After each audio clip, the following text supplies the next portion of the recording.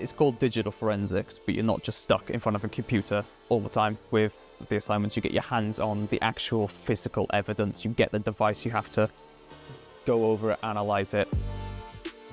I chose to study MSc Digital Forensics at USW because I'd done the undergraduate and I thought it was just like the next natural step. I actually did applied cybersecurity for my undergrad, and within that I had my module for digital forensics, and I found that I loved that way more than cyber, so I kind of jumped ship.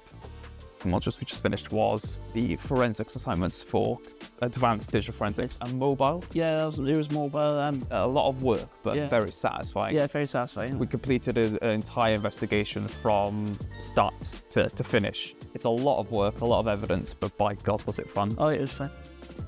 This course, it's so hands-on. You're doing everything that industry is doing within a controlled environment, but you're doing it to their standards, their rules.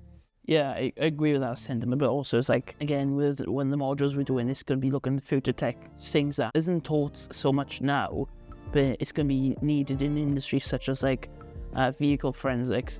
So it's very practical, and that just helps develop and hone those skills to such a high degree that I could practically jump into industry tomorrow.